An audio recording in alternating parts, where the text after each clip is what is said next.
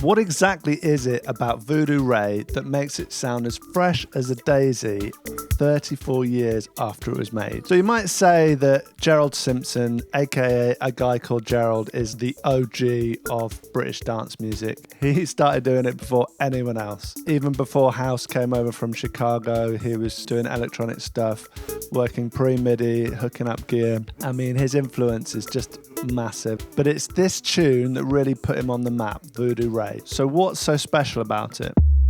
So much care has gone into the drums. Each sound is processed with EQ and judicious amounts of reverb and then panned in the stereo field. Most other producers weren't doing that at this time, and a lot of them still don't put this level of care into their drums. So let's have a look. It's basically an 808 kick, but with some little additions. These are my drums. So first of all, we've got the kick. I actually used a 707 kick, not an 808 kick. Then we have a classic 808 snare with a bit of reverb. Then we have lovely hats, a lovely little 2-bar pattern. So next, there's like a layer to the snare, which I'd never noticed before, and it's kind of a weird sound. I couldn't get that close.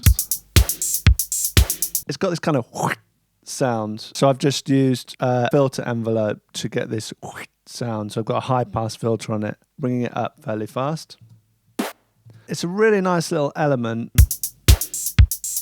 but it definitely adds a lot. The 808 snare is very kind of toppy and cuts through very well, but this gives it more body. Then we have a clap. So pitched up quite high and with a nice amount of reverb. Then we have a rim shot. So this is one of the ones I didn't notice it was there at all, and it's quite off kilter. This is it in isolation. But let's listen to all the drums together. It's like a weird pattern, but it's really cool. So I think I used the warping to bring it kind of more off the grid to give it the swing. Then we have the beautiful toms. I'm in love with 808 toms. I use them very often. They might actually be congas, but it's the 808 sound. So here's the pattern. Can't get enough of that sound. Again, we've got quite a lot of reverb on that. So all together, we get this. And the panning, so there's a Sound and Sound article about this. He said that he used to listen to jazz fusion records, like people like Chick Corea and Miles Davis, on a Walkman. And that's where he really got into the stereo image, and he feels it's very important. That's where they got this really nice panning of the drums. So we've got the hats over here. So we've got the toms, we've got one in each speaker. Doom, doom, doom. And evidently this went down amazingly well at the Hacienda, and I've heard that the Hacienda, actually the sound wasn't very good, but this tune always sounded great, and I think it's a testament to the mix down. So the next thing is the bass. This is a really cool patch that uses a lot of resonance to get this harmonic sound, which it's just really cool. So I recreated it. So we've got these all up. We've got a sub oscillator. I think we've actually got a bit of noise as well. Filter here, a lot of resonance. This is kind of the characteristic of this sound, is a lot of resonance, no envelope, and in the keyboard. If you listen to me tweak it,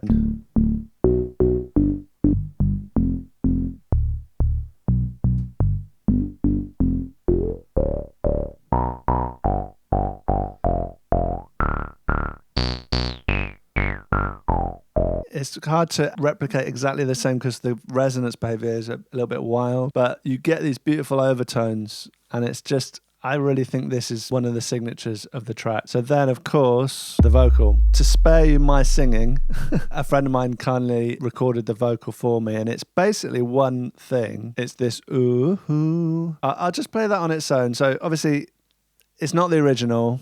Please don't get upset. It does sound different, but it's basically the line that was sung.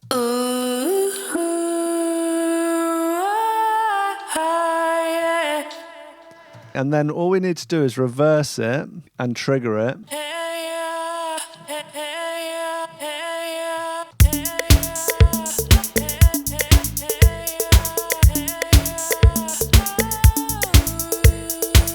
But there's something I couldn't get This is Gerald's secret. I'd love to know what it was. So in the original, it kind of goes, hey, there's an extra vocal. I think my suspicion is he had a few takes, and the take he used, this is just a theory, the take he used for the reverse vocal is actually slightly different from the one used in the main vocal, and it had this extra ah. So it's not quite the same, but more or less, this is the sound, isn't it?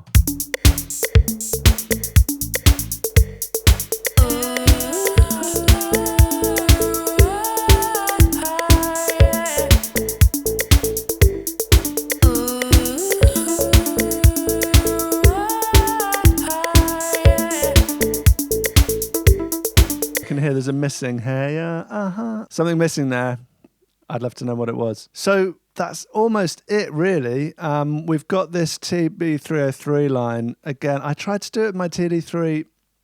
I couldn't get that close, so I ended up using the Roland TB303 soft synth. I do think there's a magic in the original box. If I had the money, I would love an original TB303. So a technique used in this track is this basically automation or changing of the synth sound as the track goes along. So I'm pretty sure the way he would have done this is he would have recorded it to tape, and he probably would have sat through listening to the whole track through and adjusting the parameters. So that's why the bass, sometimes it's just this kind of subby low end, and then you get creeping in these beautiful harmonics. But exactly the same as with the 303. So we've got this nice just changing sound. I think one of the things that makes the 303 so cool is how much it changes and the way it changes. So it's quite a simple pattern. We've just got this.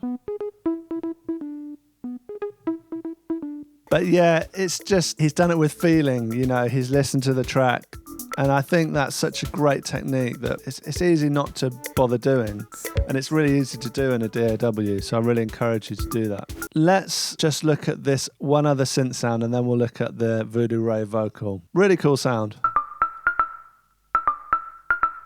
So pretty sure this was an SH101 as well. Again, using high amounts of resonance and a short envelope to really make this kind of almost drum-like sound. So we've got a lot of resonance, but we've just got a really much shorter filter. Let me play around with that a bit. So we need nice and short, maybe 0, sustain and release and attack, and then bringing the decay quite a lot down.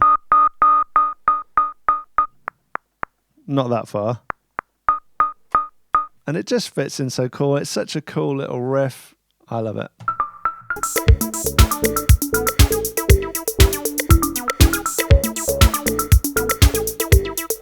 So finally, we've got the Voodoo Ray vocal, which famously is actually a section of Derek and Clive. And they're saying Voodoo Rage, but because the sample time of his sampler was so short, all he could get was Voodoo Ray. Voodoo Ray, Voodoo Ray, Voodoo Ray,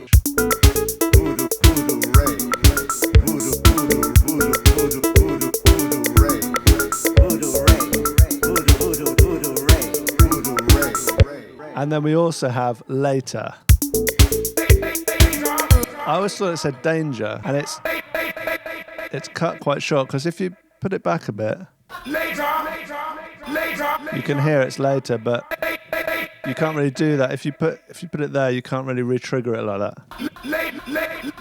It's too slow. Okay, so there you have it, Voodoo Ray.